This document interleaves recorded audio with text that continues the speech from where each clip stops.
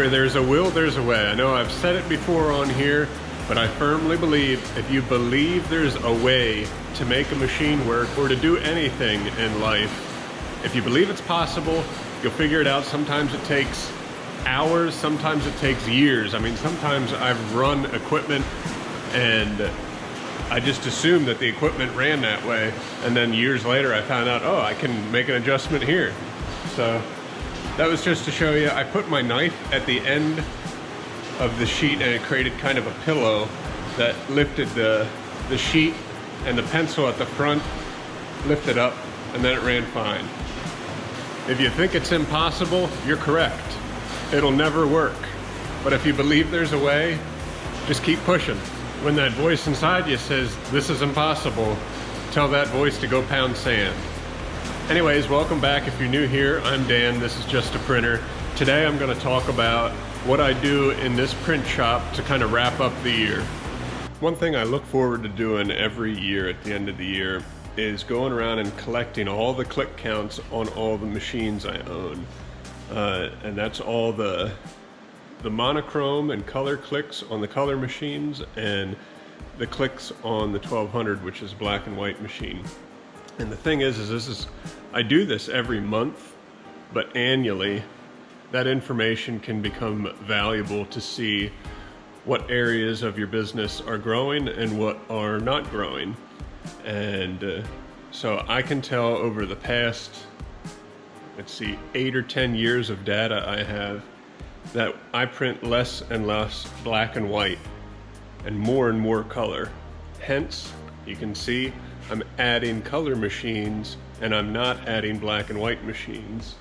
Now, I think I'm always going to need to have that black and white machine, but let's see, a year ago when I got this machine from Konica, Konica actually wanted me to replace the 1200, but I knew that I'm using that less and less, and I said, well, I'd rather actually just keep that and let's replace the C3070 that I did have with a nicer machine, and that's been really great.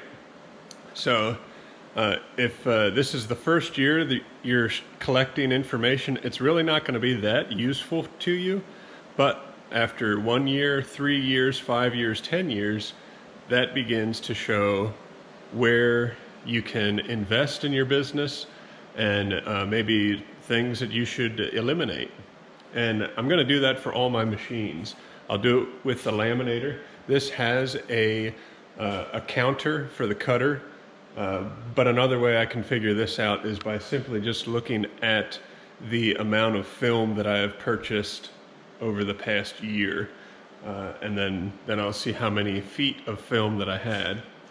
But I'll also be taking the counter on here to see how many perfect bound books that I've done, which will be the same number of trimmed 3-knife trim books. Actually, it'll be off a little bit because sometimes I trim perfect bound books offline. But I'll also be recording the number of saddle stitch books that I did in a year, and that helps me decide, you know, when it comes time to upgrade a machine, are we doing more and more perfect binding or more and more saddle stitching, and where would my payoff be better used investing in equipment? So knowledge is power. So gathering as much information that you have and then studying that is going to help you make good decisions, and the better information you have, the better decision that you will make.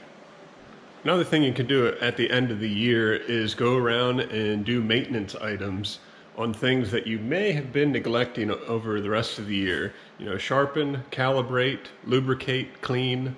I can tell you that I put off for a long time cleaning all the sensors on these two towers, and I've been getting a random error every once in a while where it just turns off all the bins and it stops, and it's detecting a jammed piece of paper that you're supposed to jog it out. Now, there is no jam, but what I can tell you is there is a ton of paper dust in there.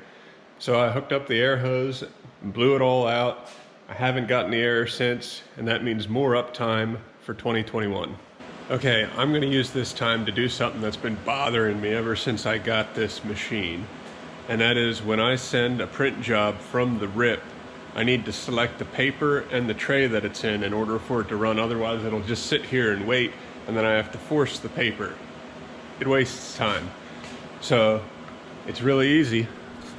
If this is happening to you, all you have to do is go into your utility, user setting, system setting, paper tray setting, auto tray select, and just select 3, 4, and 5. And now when I select a paper from the RIP, it'll just automatically find that paper and print it. And I don't have to come over here. Saves me time. Okay, if you get to the end of the year, and well, in reality, if you get to like November and you're turning a profit, it's good if you can spend some money on your business or donate money. Either way, you're going to lower your amount of profit and lower your taxes. So one good way to do that is to buy supplies that you're going to be using in the next year. I just stocked up on drums. There's, let's see, like $1,200 worth of drums right there. So that was an expense that I'm going to be spending at some point next year, but I just did it now to lower the profit of 2020. Another great way to lower your profit and lower your taxes is by donating. Donate to whatever you want, to a nonprofit organization, donate to one of your customers. We always make it a point to donate part of our profits each year. It's just a good rule of thumb. It keeps you humble and it makes you feel good. So, I mean, donate. Another way to lower your taxes is to invest. Invest in equipment, invest in people, in a building, anything that's going to make you more profitable and give you a competitive edge in the coming months. So yeah, I mean, and that could be just literally anything that is going to make money in the future. And FYI, I did invest in something. You'll see that before too long. I've said this before too, now is a good time to look at what parts of your business are not performing. And now is a good time to cut that.